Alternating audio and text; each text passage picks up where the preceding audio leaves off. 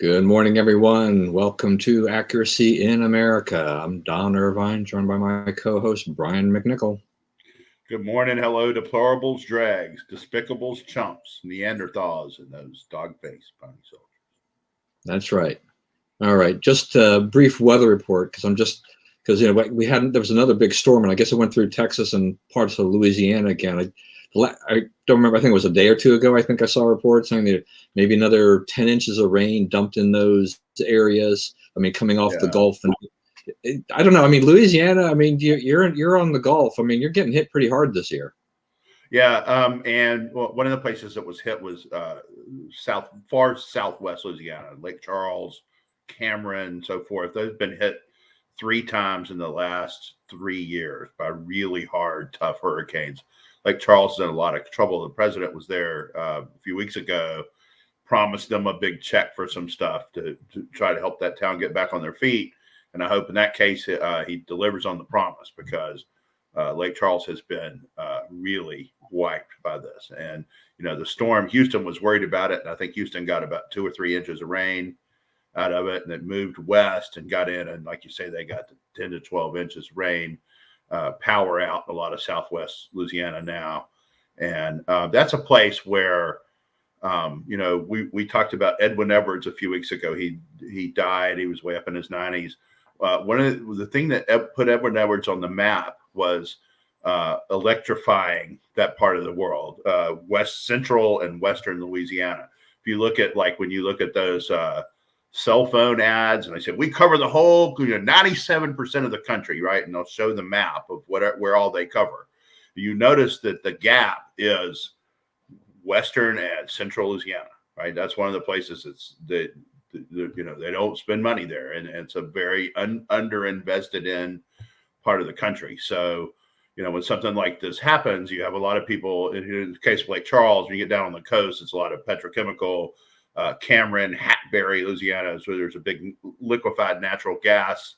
You'll recall Trump went there one time when he was president to talk about when they opened it.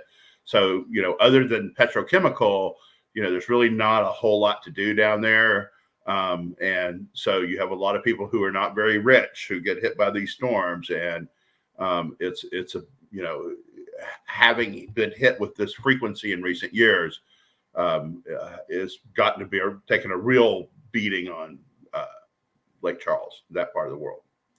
Yeah, I was just reading a story to try and catch up on some of my Wall Street Journal reading, and so I'm going to botch this name, but maybe you know how to pronounce this better than I do. But it was Port au Chens or Chens. Anyway, there's an Indian tribe, I guess, that it's largely occupies that area or descendants of, and it's kind of a fascinating story in the sense. I mean, they've gotten hit pretty hard. They did. After they have moved their houses back, they did raise them up, but it was still not enough after Ida came through and everything like this. But we've talked before about the resilience and things about people, and that's what I really admire about what's going on here. They're needing federal relief as well, but they just come together as a community, and then they just pull together and they're doing what they can, hoping and praying that the feds come through. But the other thing too, that as you were talking about this. It just made me wonder about, in general, about, you talked Edward Edwards and electrification and things like this, and going in there. What is the U.S. government's responsibility in your mind, in your opinion, about things like this across America? Because it's not just Louisiana. I mean, there are places in the country that have, these areas, these pockets, I think, that are just underserved. I mean, whether or not it was electricity or whether or not it was cell phones or whatever. Now, is the issue like that. You can say we can wait on more market forces to solve those problems. But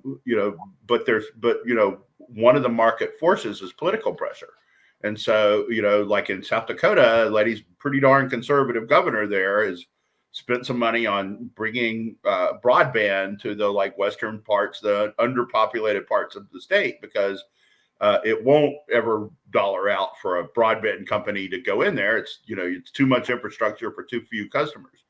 And that was part of the deal with the electrification in Louisiana. And there wasn't really a convenient way to power it for a long time. And like a lot where I live, Northwest Louisiana, it's a lot of it is done with bituminous coal, which is very unproductive coal. You have to burn a lot of it to get the energy you need. So,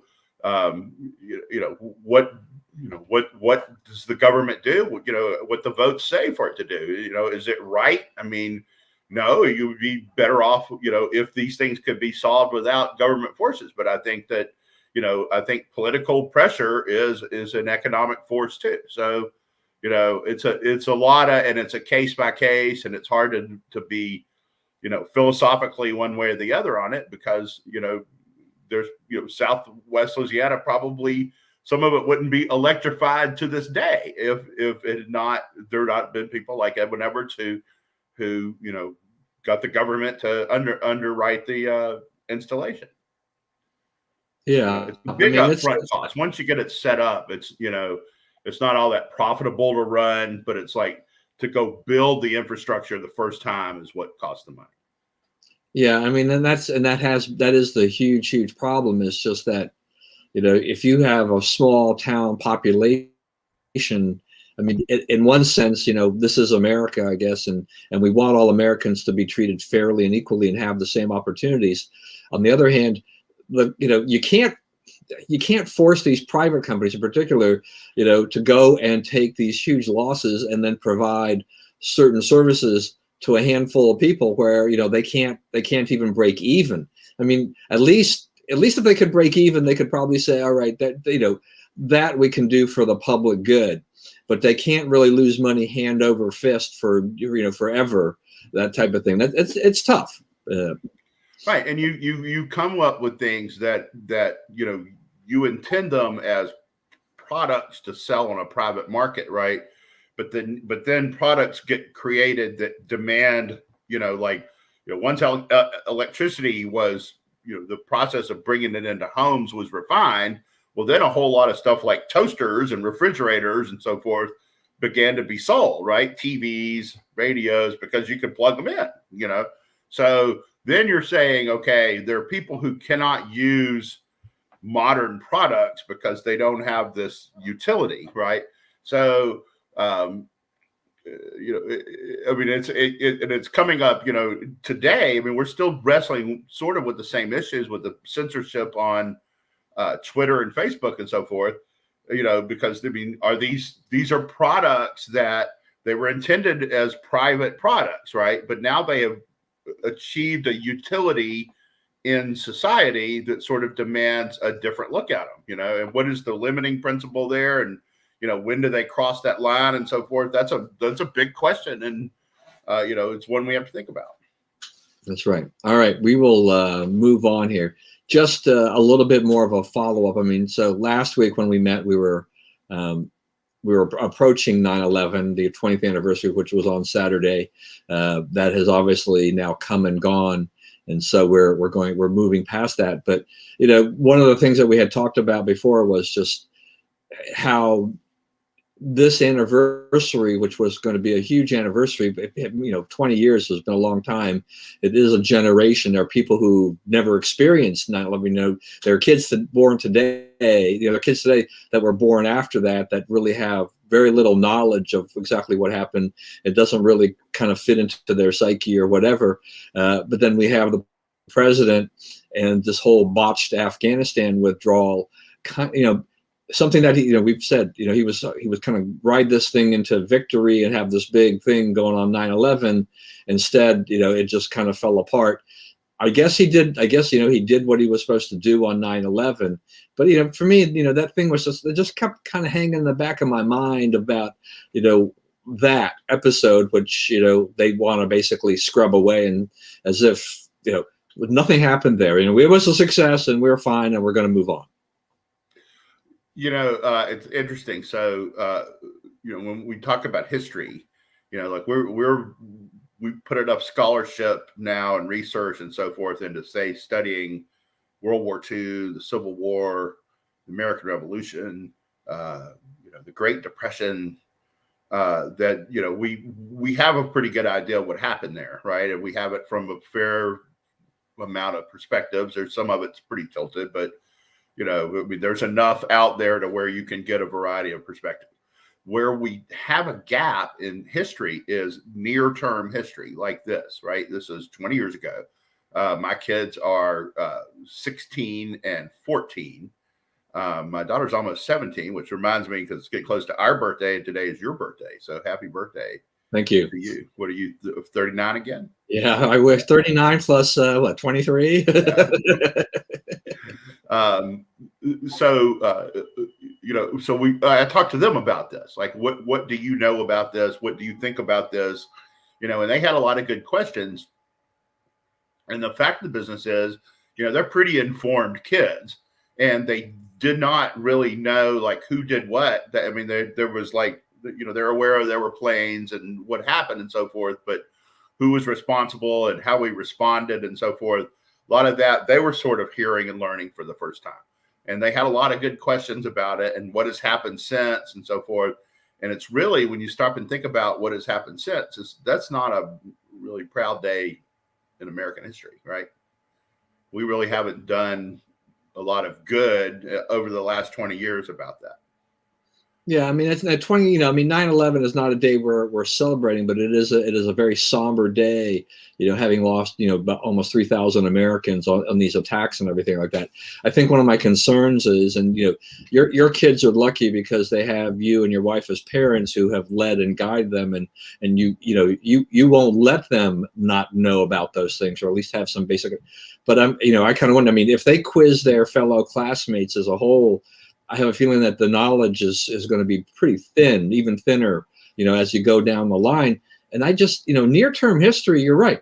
I mean, to me, it just seems like the education establishment, kind of thing, this is not something they really want to delve into, or they would prefer to scrub this a little bit, their way, because, oh no, well, we can't talk badly of, the Muslims who attacked America or anything like that, right? I mean, this kind of rewriting of things. So that my fear is that as, another 5-10 years goes on, I mean, it really becomes a very nominal event. I mean, we still remember Pearl Harbor, but, this is December 7th, 1941, right? Right. All right. So this year will be the 80th anniversary, correct? Right. So who's alive from that period of time?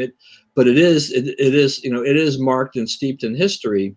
But I think, at least with that, I don't think there's been a lot of necessarily scrubbing. There's still a lot of discussion, and you have this, you have the Arizona, you have this tremendous monument where people who died there are still buried there, right? I mean, they're still in the water. Entombed, that's right. They're entombed. That's right. So, I don't know. I mean, I just get concerned that kind of a political correctness mentality, all this woke kind of stuff is 9/11 is kind of a target for something that will get really scrubbed and rewritten in a way that you or I will not recognize, in another 5, 10, 15 years or something like that. Yeah, I think, Japan, I mean, no one thinks that we deserve to be attacked like that by Japan, right? Right. I mean, it was things we did. We had that coming.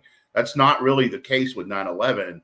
And, it's that case is growing. There's more people being added to making that case now. You have a member of Congress saying, some people did some things, it's like, something happened. It wasn't, don't take it personally, 3,000 people. Yeah, we do take that personally, right? And attack, our leading institutions. I mean, you had a plane headed for the Capitol. You had a plane that crashed into the Pentagon.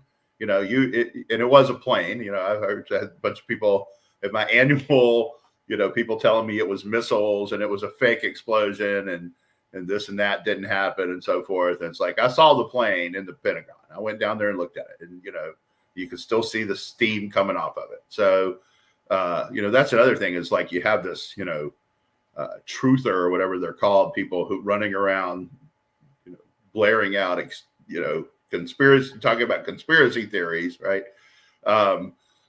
But now, there's a real debate over whether we had it coming on 9/11. not by a lot of people, but there are a few. And the longer it goes on, as we say, like we create narratives around near-term history, the more you'll hear it. The other thing is we were utterly unprepared, right? The Clinton administration had given the Bush people, a book and a briefing on the dangers that Osama bin Laden and Al-Qaeda posed, and they chose to ignore it. Condoleezza Rice says she opened the book the night of 9/11. Right. Well, that was a little late, my friend. So, we had a pretty incompetent, especially on foreign policy level, administration there that wasn't ready. And, that's part of history too. Yeah, no, I mean, those attacks were pretty well planned. As you said, Pentagon had they wanted to get to the Capitol. They go to the World Trade Center, kind of the center of our finances in New York, our financial system. It could have been far more devastating than it wound up being. It was already bad enough as it was doing this. Just a slightly side related note too. I just saw an article that talked. So out of the ashes really of where the World Trade Center was, they have the memorial, they have the museum, and then they built this enormous skyscraper office building, and it's been open for 7 years. And it still hasn't made any money. They reported that I think they lost about $7 million last year, because part of the problem there, right? It's getting a little bit better. I mean, they're almost fully occupied, about 90% occupancy, but they're not getting like the big tenants because people don't want to. There's still people who have memories of 9/11. And they just don't want their headquarters being on that site right there. As time goes along, it may get better, but it has continued to cast a little bit of a pall over things. And I'm sure that the pandemic didn't help things. I mean, here you have stuff going along, and the pandemic has just uprooted everything. If you own an office building, you're sitting on an asset that has got some questionable value, no matter where you're, particularly in a big city. Asset may not even be the right word for it anymore. You could be right on that. All right, we'll move on to a kind of a related topic here. So our Secretary of State went up to the Hill and in essence and got grilled by senators. A lot of Republican senators, particularly, who are very critical of the handling of the withdrawal. I mean, it wasn't all Republican. Democrats, there's some Democrats who are not happy with this at all. I mean, how do you think Blinken, has done so far with this? What we found out is that no one was accountable. No one knew what was going on. They say they didn't have Trump didn't leave them a plan. Well, Trump's been out of office for 9 months now. At some point, it's up to you to make your own plan, right? Why did you do this without a plan? If you say Trump didn't give you a plan, and you didn't, they surprised us how quickly the military fell and all this kind of stuff, and it surprised us how quickly we had to make all these calls. If that's the case, why did you do it then, right? If you were so unsure about the conditions on the ground and so unsure about, what we were capable of doing, other than to give Joe Biden a photo op on 9/11, why did we do this, right? Because we got a lot of people killed and a lot of people still to come to be killed, right? People who were on our side there helped us through the war effort and so forth. So, you have there's a number of problems. The other thing is like Senator Menendez from New Jersey, who's very much a Democrat, told Blinken that, we're the Secretary of State, people need to be held accountable here. And so far we hear a lot of blame shifting and backstabbing, and we're not getting good answers. And, I'm prepared to subpoena people and get people down here and subpoena documents to make sure that we get to the bottom of how these decisions were made, right? And how we got this so wrong. So, when you have the Democrat chairman of the Senate Foreign Relations Committee, attacking the president of his own party, like the administration of his own party like that, that's a pretty remarkable thing.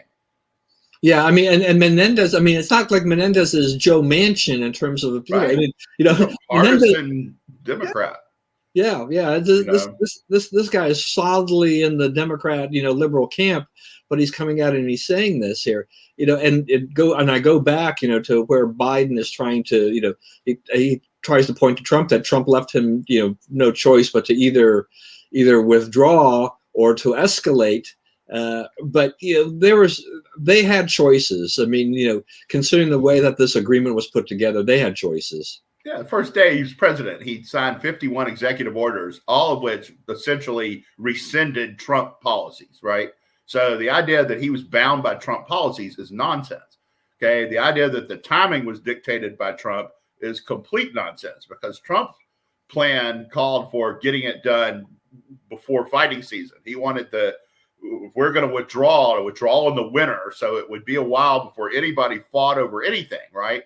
So, but Biden insisted on doing it at the height of fighting season, and everyone was ready to fight, and we were wiped out. Our forces that we had trained and paid for and equipped, at tremendous expense, wiped out virtually instantly, right? So, and we withdrew things like close air support that they relied on. So, I mean, we ensured they would lose. We ensured the Taliban would end up with all our equipment. We ensured that not just those 13 Marines, but a whole bunch of other people would be killed for their association with us. We ensured that Americans would be abandoned behind enemy lines in Afghanistan. And now it looks like they're going to be abandoned indefinitely. And there are still people there, hundreds of people there trying to get out that we're not helping and have no real way to help. And we basically just handed over the country and admitted defeat, and you now see geopolitical things going on all over the country. All over the world as a result of it. Supposedly there are Chinese warships right off the coast of Alaska now, off the Aleutian Islands, right? The dear leader in North Korea is firing missiles again. All the bad actors are saying, hey, it's time to start acting bad, because, America has relinquished its claim to be, the leader of the free world. I heard that, the first pieces of this are like, well, it's not going to help you much in 2022. People have forgotten all about Afghanistan in 2022. I don't know about that. I think that we projected weakness in a way that alarmed people of both parties. I'm thinking about, I don't know if you saw the video of, the fans leaving the Mets Yankees game, as well as fans of college football games all over the country, chanting, F Joe Biden, right? And it's like, you don't get Yankees and Mets fans to agree on much. Yeah, really. And, New Yorkers, I mean, you're talking about everyone filing out of a baseball stadium in New York, right, is chanting this against the party, president of their party, right? So, he messed up here big. And for Biden's own sake, he needs to get to the bottom of how this went so wrong and who let him down so badly. And I think the way they're sending Blinken into these battles is that he's going to be one of the fall guys, that they're lining him up to get rid of him. Where's Lloyd Austin? I mean, shouldn't he be part of this picture? Well, I guess you saw Senator Hawley said that until Austin comes up there, he's not voting for any more national security or defense appointments, right? He'll blue slip every single one of them. So far, Austin has refused to meet with Congress under any conditions about this. So, at some point, how long can that go? It's like they fund you, buddy. All the buddy bills start in the House, so you can ignore them, but you ignore them at your peril, right? Yeah, and to your point about the potential effect on 2022, in the one hand, yeah, I mean, by the time we get down to the nitty gritty before November 2022, Afghanistan could easily be nothing more than a memory. But the problem is that the fallout. That who knows exactly what that is. You mentioned China, you mentioned North Korea. I mean, for all we know, between now and then, we will see even more escalation from those countries and maybe other bad actors out there.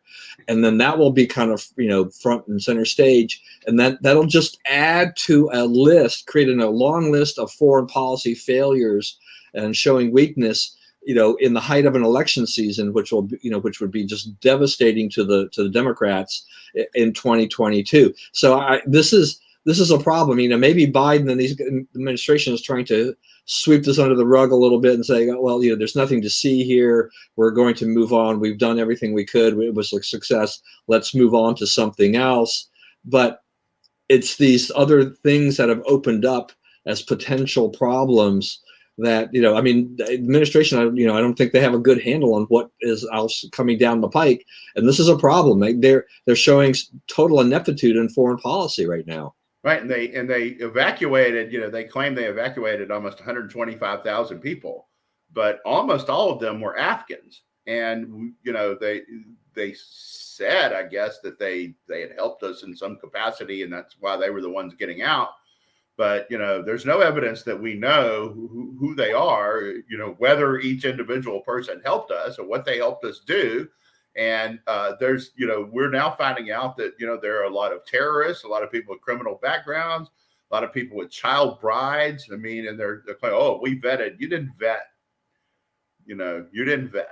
Everyone is finding out that we have these people among us now that we've taken, and we've taken them to raise, as they say down south, right? And there are a lot of unsavory people, a lot of people that values that we don't honor here. Like, we don't consider little boys to be fair game for men. We don't consider child brides to be appropriate, right? But we've invited a lot of people in here who do think those things and do have child brides. So it'll be interesting. We'll be sorting this out for at least the rest of the Biden administration, however long that may end up lasting. Yeah, I know. We should probably run some kind of little chart or something. I don't know. Yeah. All right. I do want to ask you for your opinion, your comments, whatever, about this new Bob Woodward book that's out. It seems that Woodward loves coming up with these books, particularly going after Republican presidents and administrations and other figures and things like that. Obviously, the media, a lot of them went gaga over some of the, revelations as they were in this. What's your take on Woodward's book here at this point, in the excerpt at least? Well, what I understand about it is, you have a general conducting foreign policy on his own, right? He was reaching out to the Chinese saying, we're not going to attack you. And if we do attack you, we'll let you know ahead of time, which is kind of questionable strategy too. And that, the bad part about this is, we're signaling to the Chinese that, that bit about the civilians being in control of our military. Yeah. Not when the chips are down. Chips are down. We got a guy, we think he might be crazy. We're not going to let him give orders, right? That's not your call to make, right? That's not the military's call to make. If the orders are nuts, then, you're going to lose a lot of elections over them. But, the civilian people in charge of it get to make it. I've even seen some staunch Democrat friends on the social media the last couple of days, last day or so saying, he should not be out conducting foreign policy on his own. General Milley should not. So, this is a guy who thought he knew better than the constitutionally established command structure. He's not even in the chain of command. The Joint Chiefs, the head of the Joint Chiefs, is an advisor to the president. He's not part of giving orders. But he had all these generals say, whatever order you get, don't follow it unless I tell you to. It's like, that's not your job. You are out of line in a dangerous way. And, I don't know what, at the very least, of course, I expect that he will be fired. And I expect that Blinken will be fired pretty soon too. I've already heard that they're looking at people to replace him and so forth. And so, I don't know. I think that we got way out over our skis here. There's a lot of, the Woodward accepts it as fact that Trump was crazy and that Trump had to be guarded in this way because he was dangerous at the end of his term and was threatening to do crazy things. And, I think that's nonsense. I think Trump was, he was more subdued, if anything, than I expected that he would be. about this, right? He didn't. The avenues he pursued to overturn the results of the election were legally recognized avenues. He's like, hey, audit this, look at that, recount the other, right? I mean, that's what losing candidates traditionally do in the United States, right? Hillary Clinton did it. There were objectors to the electoral vote count in 2016, right? Remember, there was like 17 Democrats who objected to it in 2016, right? So, that's the normal principles of objecting to elections. That's all Trump did. He didn't do anything beyond that. So this idea that, they make a big play of like, Pence being in some kind of danger. Pence was in no danger. That's a nonsense talking point. So basically it's Woodward, from what I've been able to make, and Bob Costa, who's been a major disappointment as a journalist, allowing the left to make the case for why they acted as they did at the end of the Trump administration. And I think that, Milley's going to take the fall for it. Yeah. Just so what happened to Bob Costa anyway? He went to the cocktail parties, he got patted on the back by the people on the other side. Oh, you're the reasonable one. And so the more they think you're the reasonable one, the more you try to accommodate their vision of reasonableness, and the more you become what they are. And, it's sad. I mean, he was a force for good at one time, and, that's not true anymore. Yeah, that's amazing. I That's mean, you wanted the word co-opt in the dictionary, I'd ought to have his picture. Though I will say, it just seems in the last, say, 5 or 10 years, we have seen, to me, I've seen more people being co-opted or shifting, and becoming, major disappointments along that line.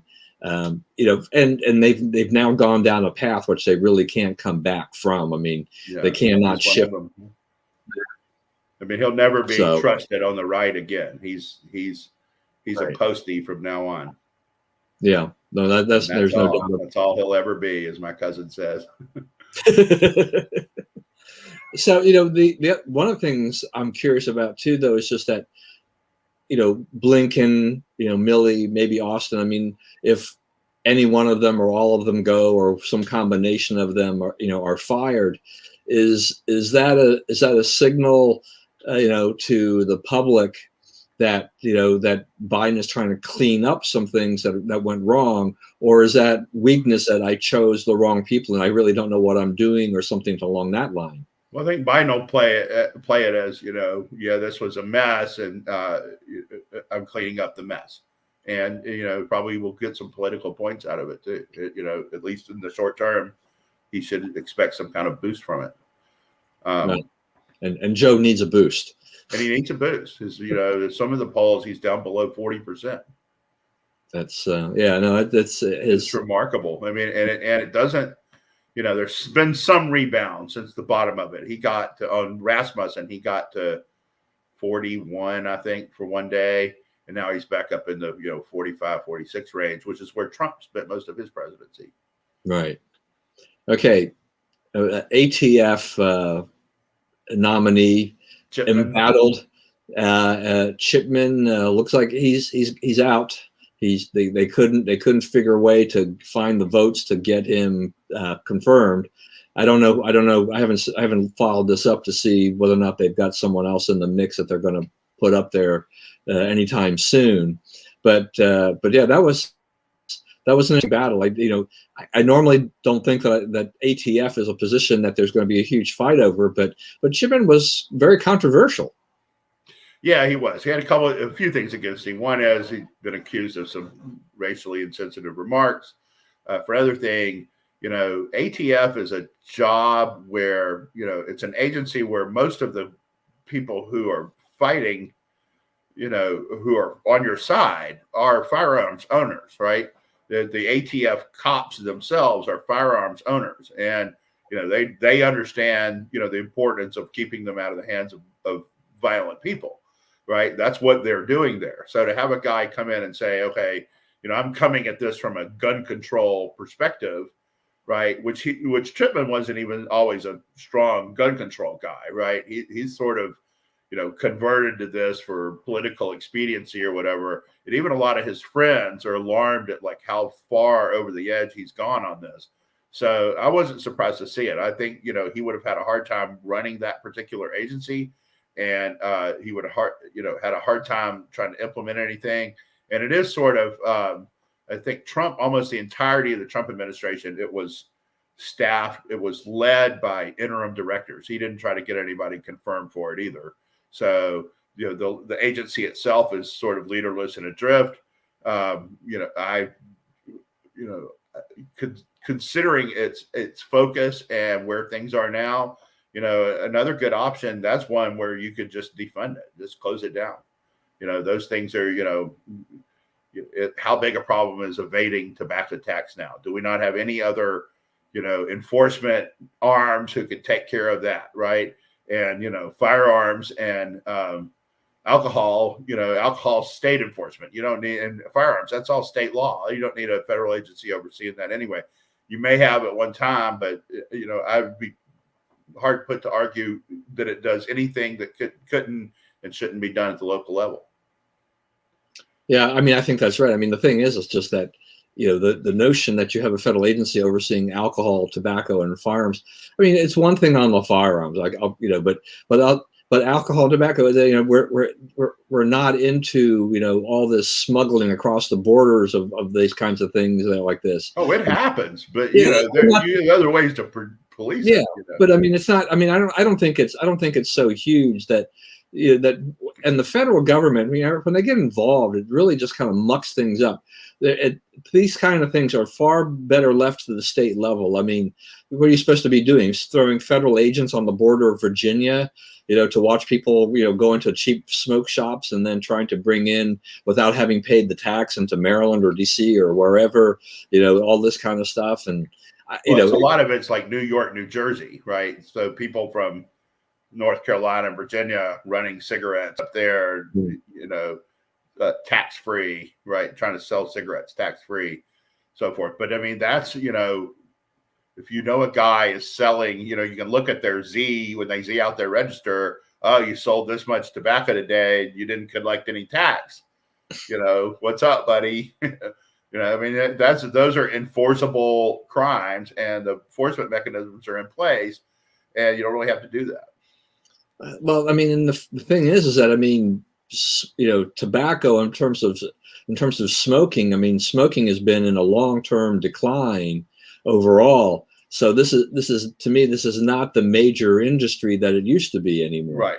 By any stretch of imagination. So I don't know that we need to spend the time and the money with federal eyes on this particular thing. But you mentioned something which I hadn't thought about, but it always had kind of made me wonder, under the Trump administration, because they had so many interim / acting directors of everything. it made my head. A lot of times they went from one acting interim person to another person, and that's the way he got through 4 years. Is just, if I don't know if that was based on the fact they figured he couldn't get the people he really wanted confirmed, and it was just easier to do the acting thing, because I guess the acting thing is. I guess there's a limit to how long they can remain as an acting director, and so that's why they had to do that. They could be reappointed. So the ones he appointed that were not objectionable, he just reappointed them. So there were like on, 280 days or whatever it is, contracts, right? They would work that out, and if they didn't make anybody mad, they'd get another one. Yeah. So I don't know. Trump may have set a new standard of like, okay, we can be in a lot of these agencies, we can be just fine with people who are not Senate confirmed permanent guys. We would just roll them through whatever and, see how that goes. You got to remember, like the defining thing of the Trump presidency was not to let Congress have leverage over him. The only time Trump shut down the government, it was over border wall funding, right? Because he didn't want Congress to have leverage over him over deciding whether to fund the border, right? So he went and found his own money out of military recon or military construction funds and all this kind of stuff, right? All his, and a lot of people say, oh, he wasn't, fiscal conservative to the extent he could have been. Okay. That was part of that. He did not want Congress to have leverage over him in budget negotiations. So his thing was, let's come up with numbers that work for all of us, that are broadly agreeable, and just extend everything. I guess the debt limit, the debt ceiling will run out. We'll reach it next month, in about a month from today, right? And but that agreement was what, 3 years ago, right? So we've been operating under the same debt ceiling agreement for 3 years. Trump said, okay, we're going to set it way out there where it's somebody else's problem, where you're never negotiating with me again over the debt ceiling, right? He did the same thing with the reconciliation, the spending bills in Congress. It's like they found generally acceptable levels, give everybody a 4% hike. No, it's not the most responsible way to do it, but it did reduce the power of Congress to meddle in his administration. Yeah. So, I mean, because you mentioned, you talked about this, I mean, the debt limit, I mean, and I think, did you send me an article, I think, from Janet Yellen or something like that, and about this? I mean, here we've got a problem, coming up. Are the Democrats sweating this out a little bit here? Are they concerned? They're starting to, because they don't really have the votes, right? They've had 2 senators say that they're not interested in raising the debt ceiling, which kind of kills it. I mean, vice president can't get you over the hump then, right? So they also have their other spending bills they kind of have the same problem with. They have progressives saying they won't take up the infrastructure bill until reconciliation passes, and conservatives or moderates or whatever you want to call them in the Senate saying we're not going to do reconciliation until we've done infrastructure. So, they're at loggerheads, and neither side, they don't have the votes in the House or the Senate to work their will. So, the Democrats have a lot of little problems, and they keep saying, no, we have a few weeks to work this out. And they do. And Manchin has proven that he can be bought for the right price, might be a job for his wife, might be something else. So, he's not a reliable ally, and the idea that he sort of picked this, they said 3.5 trillion. He said he won't do anything over 1.5 trillion. That's a lot lower number, and it makes the Democrats would really have to scramble to get under his number. And not sure you'd have the political will then to pass that, right? But, it is just sort of an arbitrary, what's the argument for 1.5? Why shouldn't it be lower? So, when you start saying, I have a number that I just sort of picked out of thin air because it sounded, low enough, then you're subject to, you're negotiating, you've set the low end of the negotiation. So now they say, okay, we don't have to do 3.5, but what do we do 2.5? We've come down $1 trillion. What do you say, Joe? Well, that's not quite enough, but you're getting close to my number, right? So we have no idea what his number will actually end up being, or what other inducements can be brought to bear to get him and or Senator Sinema and or I believe Senator King is also expressing some concerns about these numbers. Yeah, I mean, this is problematic for the Democrats, because the Democrats I think they have relatively effectively used shutdowns in the past under Republican administrations to their advantage. With the House likely to flip to the Republican side, the margin could grow larger if the Democrats shut down the government. I mean, they're going to be in trouble. I mean, I think they want to avoid that at all costs, because I think it throws 2022, really makes a mess of things for them, both in the House and in the Senate. And they There's no way they can blame it on Republicans for making control both houses of Congress and the White House. Yeah, no, I mean, this is totally on them.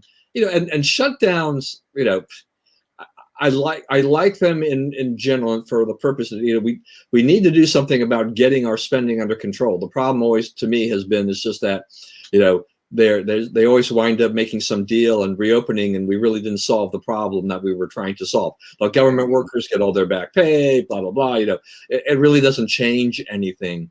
But perception, plays a big part of it, and the Democrats have used that, as a bludgeon against the Republicans. So in some senses, I hope that they don't, figure this out, and they are forced to shut down the government for even a few days, because that's just a killer for them at that point.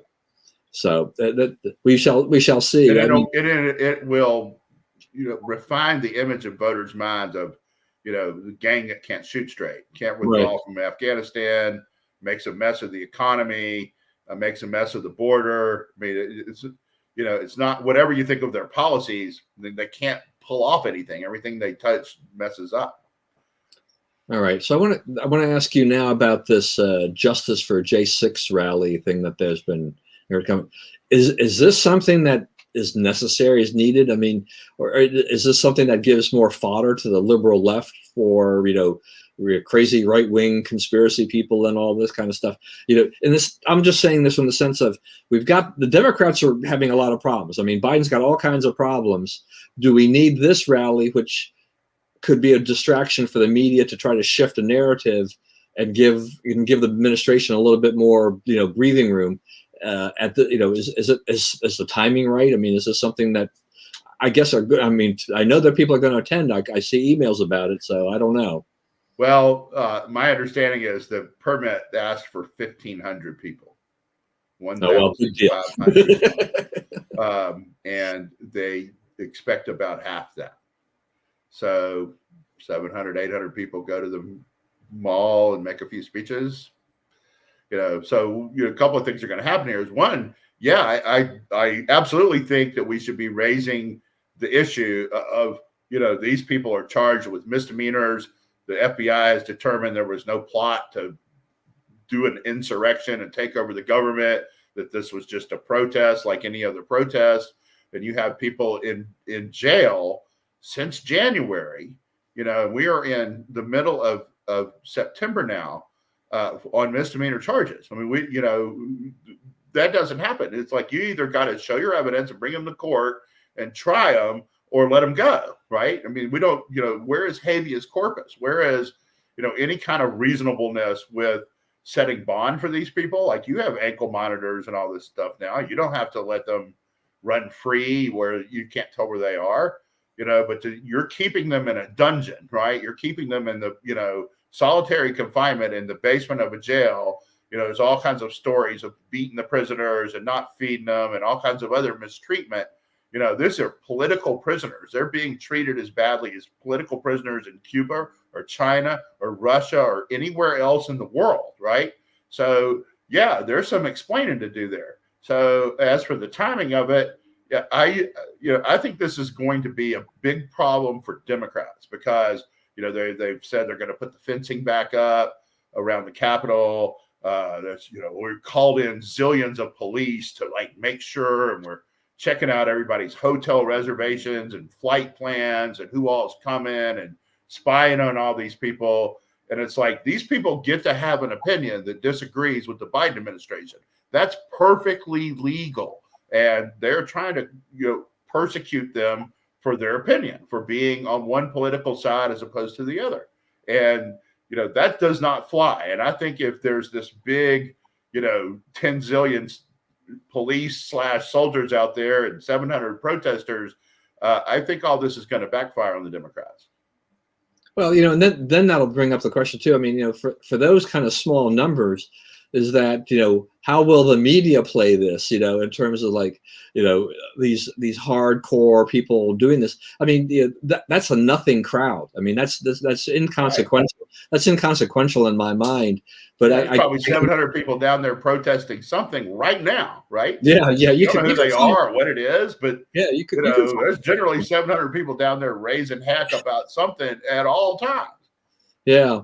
So, but I could still see the media trying to spin this into something bigger, because I got this. It would help the Democrats if they could make a bigger story out of it from a conspiracy standpoint or whatever, a threat. Yeah, I mean, the idea that they're putting up all this fencing for a small group, it's overdone. It's just on that part, and that just seems to be really heavy-handed. But obviously, the Democrats are looking for a play here that they may not. It may backfire on them. We'll have to wait and see. They're trying to say there's this big danger of right-wing extremism in the country, right? The guy said the other day, the director of national intelligence said that's a worse threat than Russia or China or any other foreign entity is domestic terrorism. Our idiot former President Bush said basically the same thing the other day. We had, terrorists without, terrorists within, and so forth. They're trying to like build it into this big threat, and it's not, right? During the Trump administration, the FBI said there were 7,000 white supremacists in the whole country. 7,000 out of 330 million people. That's 140 a state, right? Yeah, I mean, I do have to say that I think the idea, because I know I've seen this, I couldn't remember where I last saw it, but it just seems like I see them fairly frequently. Just these kind of a series of articles that appear, op-eds or other pieces talking about just this, this growing wave of white nationalism and the threat it is to America and everything like this. And like, I don't see it, right? but it sells. I mean, it's good for a fear factor if you're trying to put together a certain agenda. And if you're the Democrats, you can point like, well, we've got to do this because we've got, we still have this white nationalist threat, and all of these things. And they'll point to those isolated incidences where people kind of went a little bit off, but they're not. It's not like it's in every state happening all the time and all these things. It's. They've overblown. What happens though is, you have to make that pile big enough, right? You cannot sit there with a pile of 200 white nationalists in the whole country, right? So, what do you do to grow the pile? What do you do to make it look like a threat? You put more people into that category, right? So, right now it's people who've actually beaten black people for their race, right? But then it grows to people who have supported Republican politicians, right? People who have supported tax cuts, right? Because they didn't go to help the poor, and so that's obviously racist, right? Stuff like that. So I mean, they grow the pile by adding people who haven't done anything extremist in their life, right? So that is a grave and gathering threat to the United States. Is these people trying to make a big deal out of white supremacy when it's not to be made, right? They're looking for ways. It's the same with the vaccination requirements. They're looking for ways to demonize their political opponents, and that's all it is. I just see the fingerprints of the Southern Poverty Law Center and a lot of this stuff. Yeah, with those kind of people that they're not bound by the truth, and they don't feel like that they owe us the truth for what they say or proof or anything like that. They just assert, because asserting is politically expedient for them. Right. All right. 2 minutes. 2 minutes. What else do we have down here? Let me look at AOC's dress. That was Biden. I guess Biden's ancestors owned slaves. That was kind of funny. I mean, I have to say, I threw that on there because, it was Politico was talking about how Biden became Irish. And then they went back and they found this thing. And like, this just makes, I love this. It's just delicious irony just to have Biden up there and he had some slave, ancestors owned some slaves. I don't think it's a big deal. But, in this world. Right, but they use it to justify, hey, we got to do even more, because Biden owned slaves. Yeah. The other one I want to talk to is, in the North Sea, they are deplatforming rigs, right? Because they want to rely on wind energy that has come in under production expectations in every reporting period. So in other words, we're going to go from a reliable source of energy to one that we absolutely know to be unreliable. So I don't know, I don't know what the thinking is that goes behind that, but it looks like, that there's more stuff going on out there that's going to drive up the price of energy. Yeah, I mean, it's a real problem there because, I mean, the wind's really not blowing. And, the expectation was that, the wind is always going to blow. So we'll always have these turbines running and they'll provide the energy we need. It's like, you can't, nothing is guaranteed in life. And right. especially with Mother Nature. I mean, so doing that, and the other part of the problem too, I mean, this is the EU that pushes them to higher energy costs, which is a huge problem for them. But, I read several articles in the journal over the last few weeks about the manufacturers of these turbines of how they're losing money. They can't make any money at this thing, so they're starting to leave the business side of this, which is also going to be another problem. It's like, hello, okay, so everybody thought that, oh, this was going to be a booming business, and it hasn't been. They can't make any money off of it, so these guys will. Who's going to be left to make turbines? Who's going to repair them? Who's going to do all this stuff?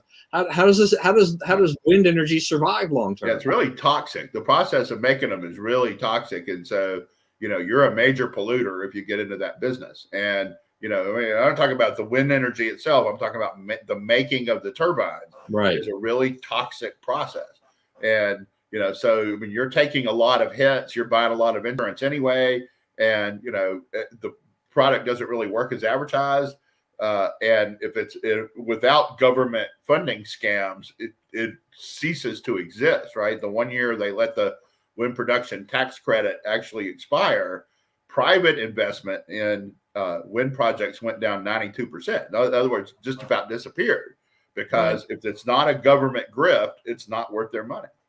Right. And then, even though, electric vehicle sales are fairly decent, but still a tiny portion of overall vehicle sales, they were, what gave Tesla the big boost and these other guys was the fact that there were these tax credits. And once the tax credit cap was reached initially, the sales fell off a cliff. You incentivize people to use the taxpayer dollars to go ahead and buy the car, but once that was taken away, the sales just didn't reach those expectations anymore. And yet we have this whole idea about electrifying America and putting these things together. My wife talked to a woman who drove a car, a Tesla from California with her husband from California here to Maryland, and it was a long journey because they'd have to stop and then recharge the car. If it wasn't a fast charging station, then they had to spend more time at it than that. But then you're plotting your trip to try to find out where the EV, the charging stations are, and you can only go a certain number of miles anyway. So it becomes a very long journey. And yet by 2050, Biden wants to see us be mostly EV and all this kind of stuff. This is crazy. I'm sorry. Yeah. A future president will reverse that. We won't have to do it. Yes. So that's another reason to flip this thing. All right, everyone. Thank you for joining us today. We missed you, Bob. Hopefully you'll do a rerun watch here. Maybe he's just too busy does he have classes, I guess, and things like that going on. So anyway, please, as always, stay safe and stay well. Remember, we live in the greatest country in the world. Do not let anyone tell you otherwise. And God bless America, and we will see you again next week.